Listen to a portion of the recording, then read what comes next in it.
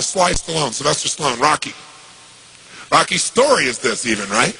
But Sly's is too. Sly's a good friend of mine. And when I first met him years ago, he was listening to my tapes and stuff, and he invited me over for dinner. We started talking. And I said, I've heard your story from other people, but I really love to hear it from the horse's mouth. I don't know how much is mythology, urban myth, and how much is true. So he told me his whole story. He said the essence of it, though, was, he said he knew his whole life what he wanted to do since he was very, very young. He wanted to be in the movie business, period. I mean, not just TV, movies. And he said why was, for him, it was a chance to have people not only escape, but to inspire people.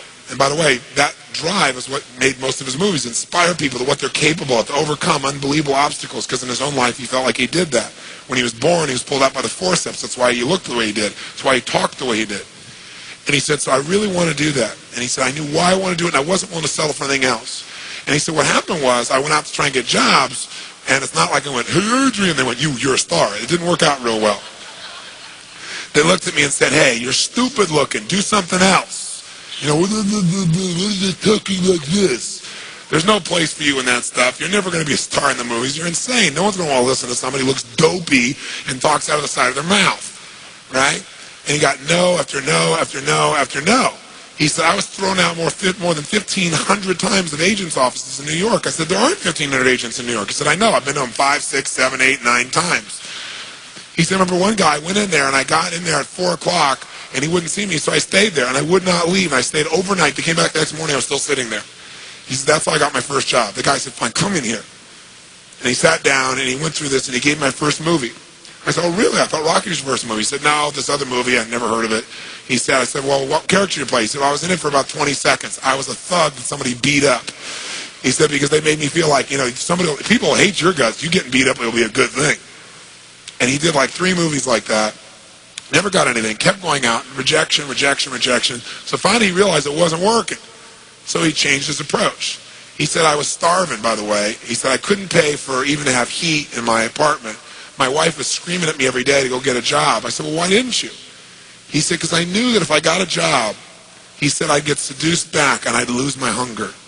He said, I knew that the only way I could do this is if it was the only choice, if I burned all other bridges. Because if I did a normal job, pretty soon I'd be caught up in that rhythm and that stuff, and I'd feel okay about my life, and I feel like my dream would just gradually disappear.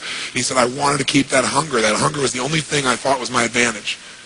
He said, my wife didn't understand that at all. He said, we'd have these vicious fights, and he said, it was freezing. So I was broke, we had no money, and he said, so I finally went to the public library one day because it was warm. He said, I didn't want to read anything. He said, so I went in, New York Public Library. He said, I was hanging out there, and I sat down in this chair, and somebody left a book there. And he said, I looked down at this book, and it were the poems of Edgar Allan, stories of Edgar Allan Poe.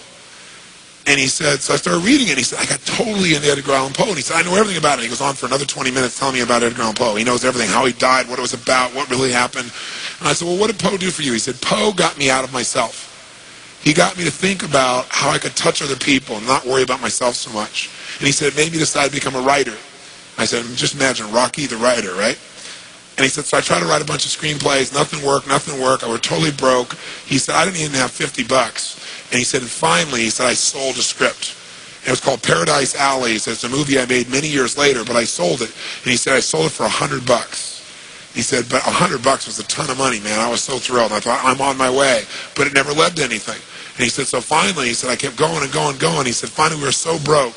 He said, I hawked my wife's jewelry. He said, Tony, there's some things in life you should never do. He said, that was basically the end of our relationship. She hated my guts so much. He said, now we were so broke, we had nothing, no food, no money. And he said, the one thing I loved most in the world was my dog.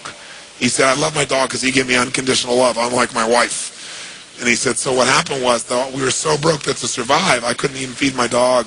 So I went to a liquor store. He said, it was the lowest day of my life. And I stood outside the liquor store trying to sell my dog to strangers. He said, I tried to sell my dog for $50.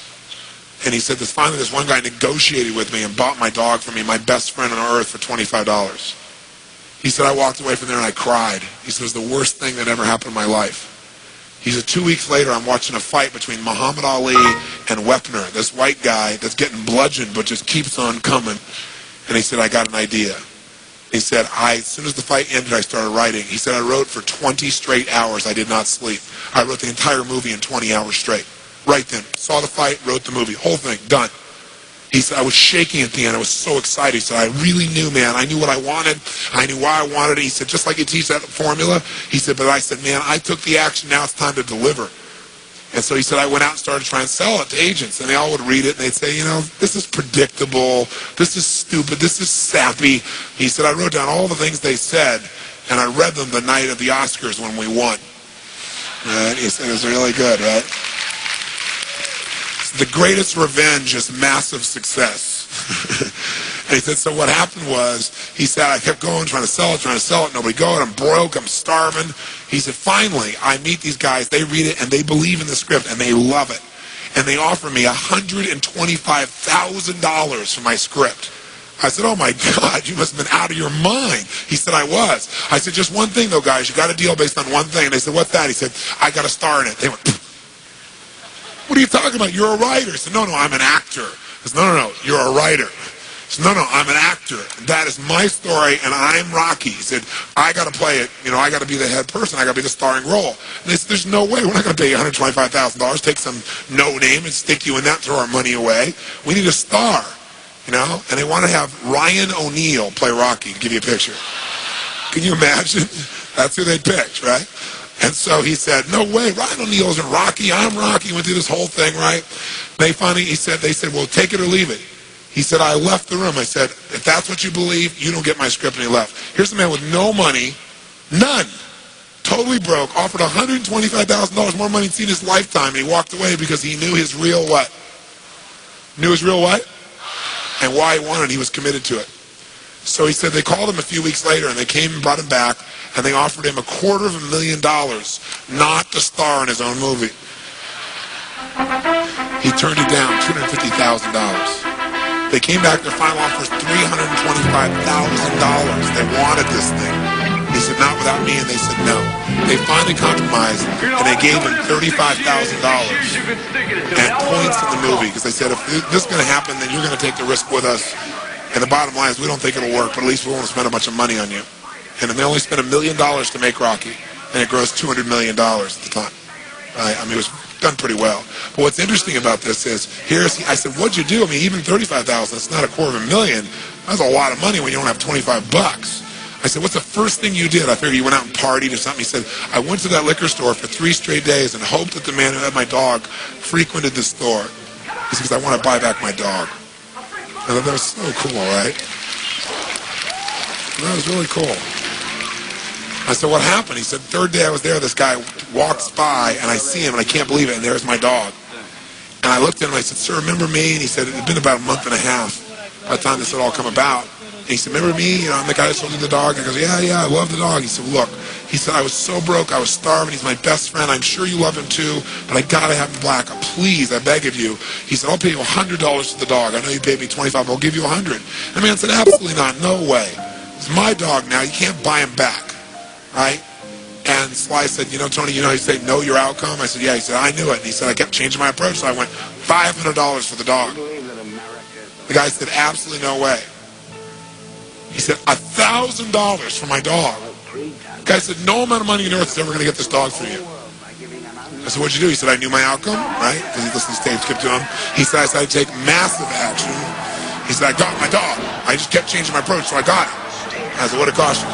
$15,000 and a part in Rocky. The guy's in Rocky.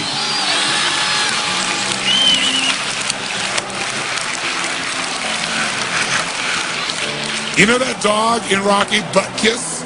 That's Sly's real dog, right? That's the dog. He bought him back. So he put his dog in the movie, and he put the guy in the movie and paid $15,000 while he had $35,000. Isn't that pretty cool? Pretty awesome.